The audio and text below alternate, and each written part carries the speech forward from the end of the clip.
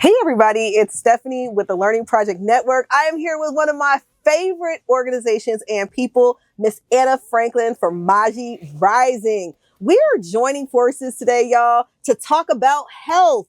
You know, health is wealth. It is the one thing in our communities that we continually talk about, and we want to dive in. We have amazing candidates this year that are talking about what's important to them. Why do they want to show up for Spokane and how they want to show up? So let's first introduce Anna Franklin. Anna, tell us who you are and what is Maji Rising all about? Hi, everyone. My name is Anna Franklin with Maji Rising, and I want to thank you, Stephanie, for inviting us here today and allowing us to share a little bit about our organizations. Maji Rising is all about healthcare, and it's healthcare that is community centered. And what I mean by that is it is built with community. So community members are the co-architects of how they receive their healthcare. It's about how do we educate, how do we increase awareness, and how do we start to connect our different fragmented healthcare systems in such a way that we're meeting people where they are and not where we think they need to be. Love it. Love it. You know, as you were speaking right away, I thought, who is helping us navigate some of these spaces so that not only are we able to thrive in our community, but to be the architect of our own healthcare plan, our own healthcare journey is so poetic and beautiful. And for those that don't know, the Learning Project Network, we are a for-profit organization that creates pop-ups. We like to explore what it means to be a part of change. And one of our pop-ups that we are very well known for is the Shades of Motherhood Network, which is a nonprofit here in our city that's focusing on doula care. It's focusing on the maternal health crisis. Black women are 3 to 4 times more likely to die due to pregnancy-related issues, and 80% of the causes are preventable. So if we want to do something about it, we got to start getting involved with people, getting involved with laws, bills. What does this all mean? Where do we go? Right to Luke, okay? Luke, Jasmin, you have been in this community for so long, and all of a sudden we see you moving in different ways. We see you moving in governmental spaces. Before I begin to talk about who you are, can you tell us who are you and what are you doing right now and why are we here? Yeah, well, so thank you everyone. So Luke Jasmin III, I'm running for 3rd District State Representative, which represents basically the city of Spokane. And there's a lot of reasons why I'm running.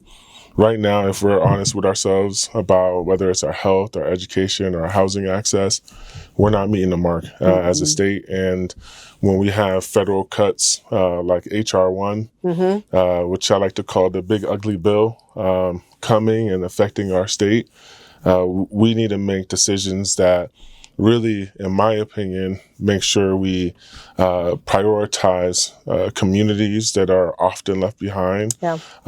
Because we know right now our state is facing about an $800 million deficit. And we have, so I'm first generation Haitian American. We have a large Haitian population. 1 in 5 of the Washington State workforce is in healthcare. Wow. My apologies. 1 in 5 of the immigrant population in Washington State represents the workforce, and that means that immigrants and refugees do a lot for our community, and a lot of them are in our health field, and they're the first ones that are potentially going to be hit with cuts. If I didn't get a chance to make it, but there was the unveiling of the mural for Dre Davis, and you think about our communities and preventative care. If we actually had the resources there, then we would still have, Dre and others around that that we've lost. And what I want to do in office is just make sure that I've learned so much from you two. And I'm not the expert, but what I'm good at is listening, bringing people together and getting things done. And that's what we're going to need. We need to make sure on boards and commissions, we have people with the lived experience, the experts, to be able to drive our policy and our funding. And that's what I'm aiming to do. I'm just looking to use my knowledge of how Olympia works, the insides and outs of it, and the relationships with legislators to magnify the voices of the experts that are in the field. So thanks for having me. Thank you so much. Anna, you and I have been talking about this interview for a little while, and I want to know, what are one of your questions that come to your mind when we're sitting here with Luke and we're thinking about how is he going to represent our community? And is he a right fit? Because just because we like Luke doesn't mean that he's the right fit. And this is an opportunity for you to get to know him, and also for us to ask some deeper questions about where his positions are. So what question comes up for you as you were thinking about this interview today? One of the questions that comes up for me is when I think about the different healthcare organizations and systems and the structures that we have across our community. We have such a beautiful array of different services that we offer, but they're all fragmented. And it's up to the patient, it's up to us, it's up to individuals on days when they might be having their very worst day to navigate the fragmentation of these various systems, to understand what does a referral look like? What does my bill look like? What does my insurance cover? What does my insurance not cover?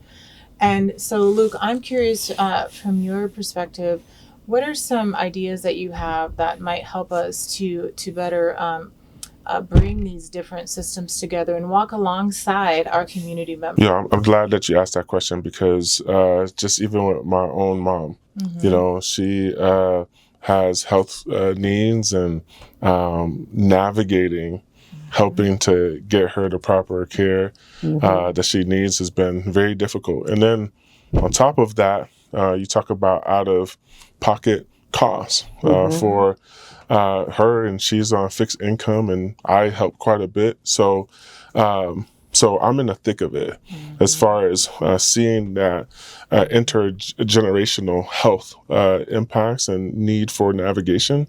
So, and I want to say HR1, that's its main focus. The main focus is to add more administrative burden so that less people could qualify. So I'm in full support of being able to activate our navigator system that we have. A lot of health clinics, hospitals, and other health industries have navigators, and we absolutely need to make sure that navigators are meeting people where they're at and walking through with them so that our community can get where they need, so that we don't let these HR1 impacts do what they're intended to do, which is cause health disparities even greater in our communities. You know, that brings to mind in our community, there was an individual who had been diagnosed with sepsis, which is an infection. And when they were in the hospital, they called because they were recovering from sepsis and they were going to be discharged. But that aftercare and navigating the system once they were released from the hospital was very difficult. And so as we were bringing in and thinking about who are the community resources, those trusted navigators to walk alongside the individual as they went back into their primary care visit, when to call, when to go into the urgent care, when to go into the emergency room, and just that fear that they may still have sepsis was overwhelming and pretty difficult as they were navigating that system. So having that trusted individual and that navigator walk alongside them so that they could better understand their journey was it was tremendous, and it really helped ease their spirit both physically and mentally. Absolutely. Well, one of the things that I'm wondering is, you know, Black maternal health. Obviously, we have health disparities, and looking at a budget deficit coming up. I mean, what are you hearing? What are you feeling? Yeah. Yeah, well, I think when we're looking at the Black maternal health crisis, we think that it's a simple solution, and it's not. There are so many causes for the maternal health crisis, such as sepsis, infection, hypertension, cardiovascular issues. And when we look at women's health in general, we still do not understand it completely, and we don't have enough resources that are implemented into our community. But we also don't have enough people to take on these tasks. And that was one of the big things that I really wanted to do with the Shades of Motherhood Network when we created that project was how do we bring doulas? How do we bring licensed counselors? How do we bring peer supports to our community and say, hey, let's actually create this from ground up and watch this grow and develop over the next 4 years. And so part of the crisis or crushing anything, you've got to have the people in the community to do that. You've got to make sure that you have the right programs, trainings, education, healing force, which they always say the workforce, but I call it the healing force. You got to have the right healing force in place for people to be able to say, hey, I'm not only going to go on this journey because I want to be a part of my community solutions, but I also want to be a part of my own personal healing so it affects the next generation. We don't understand that generational healing and health is just as important as generational legacy. It is part of the legacy. It's getting those grandparents to understand what they're experiencing and how to navigate that system so that when they are working or talking with their grandchildren and their daughters or their sons or their cousins, they are passing that information down in order to break the cycles that we're seeing with for the next generation. Facts. And if we make it difficult for the legacy of our community, the people that have poured into this community time and time again, we make it harder for them to be a part of the solution because they don't understand the navigation of the systems, then we start from square one each time. And we really need people to not only listen to what we are saying, but implement and protect spaces and places that are really still brand new. Maternal health, doula work, this is all nuanced stuff. The Shades of Motherhood Network has been around for 4 years. There's so many people that still don't even know what a doula is. And why do you need somebody to emotionally support you along the way? And that doesn't just include pregnant people, that includes fathers, that includes grandmothers. There are so many people that are raising the next generation without support. And we're trying to remind people that support is the new superpower. And as you guys are talking, Luke, right away, something that you said is that we need to listen to people. And I want to know, how are you listening to the people so that you can make the right decisions and what you are standing for, what you believe in, and most importantly, where you're willing to make effective change at all costs? Yeah. Well, I mean, it first starts with showing up. We can't expect to, and I can't expect to be a leader without making sure that I'm showing up, meeting community where they're at. And obviously there's you two that are doing great things in the community, and then there's others as well. And how often are you seeing elected officials at your events or what you're doing? And the same thing for you. But it's important, and we say it's important, and we say all the words. So that's one way that I try. And I also just, it's really important to me to accept people how they're coming to me. And another thing that I see from our leaders is shying away from different people or personalities or someone who's just telling you the truth. That you might not want to hear, and that's not me. I'm running, and I want to be the representative for here because, look, I live here. My parents are here. My family. I laid my roots here, and it's important to me that all of us have access. And I did want to. I know we're almost at time, but you have a big event coming up pretty soon, right? Yes, August 22nd and 23rd, we are hosting a Village of Care where we are bringing in different healthcare organizations, service providers, housing providers, transportation, food, music, joy. We're bringing in local artists and really looking at healthcare from a different lens. And how do we bring it to the community? We talked about our ancestors. We talked about our elders, and bringing care to our community in a holistic way is that's how we were raised. That's what we've done. That's what's worked. And we know it works. And so instead of having others seek us out and try to navigate these complex, fragmented systems, how about we bring it all together so that it's flowing? And we're doing so in such a way that it's with family, it's friends, it's with our community, and it's the way that we need to receive it. And so, yes, we are having dental, medical, you name it, we pretty much have it covered. And so we're just excited for the community to show up and show out. That's cool. Yeah. That's cool. Yeah. And I think one of the things that's so important about this event is that we're not just talking about what we need, we're showing how community comes together to provide what they need. And I know that you're a father. Yeah. And you have 2 beautiful girls. Yeah. And one of the things that I'm pretty sure, Anna, you get all the time, it's like, how are you going to balance all of this and be a mother and be there for your kids? Something that you've done, and I've watched you, is you've been bringing your daughters into, way before you started running, into spaces. Why is that important for you, to take your daughters into these spaces? Yeah. Because Black women, especially the Black women here, are just so amazing. I didn't notice a lot of things until I had daughters.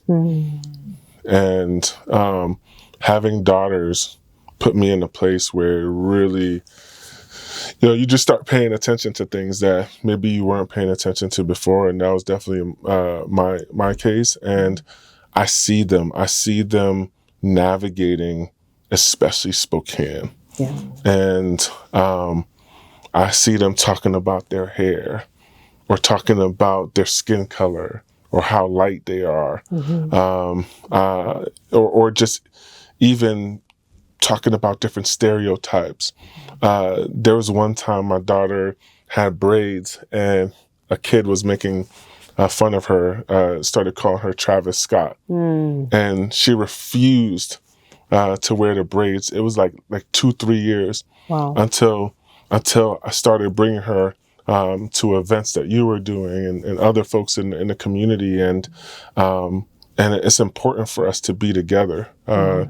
Again, because even if you're not saying something directly to them, or you aren't, they're seeing and they're learning what they can be, or what they can say, or what they can do. It's being expanded, and that's really important to me. And that's what I want to do as a state representative too. Is there's been so many people who have been left out, and we know that. And right now, again, what's happening right now is not working for any of us. So we need to try something new. And to me, that's bringing someone like me into state legislature. I'd be the first Black man in Eastern Washington to be in that position. And I will say, because DEI gets thrown out, I'm the most qualified to be in that position. Yeah. Go for it. One of the things that I have watched you do in community with community is your innate ability to seek to understand and to hear different perspectives, to hear different voices, even when they're opposing. And so I've seen you do this in such a way, especially as we're thinking about what does Spokane need? Who is not being served? And how do we receive that information? And it's very complex. There's some things that are so complex and so difficult to navigate, but you're able to understand it from these different perspectives and then explain it in such a way that everyone can receive it and understand. So I want to thank you for that. I appreciate you. Yes, absolutely. Well, we're at time. This was a quick moment to talk about health and wellness, and most importantly, get to know you, Luke, and ask the question, are you the right person for the job. 100%. And Anna and I will just continue this conversation. And we want to thank you for sitting down with us and having this really beautiful conversation again. Support is the new superpower, y'all. When we're talking about our health and wellness, we are not just talking about an individual path. There's so many ways that people can access health and wellness, and we want to invite you to the table and listen to you as you join this conversation. So thank you so much for joining Anna and I, Maji Rising, and the Learning Project Network here with Luke Jasmin. Until next time, peace.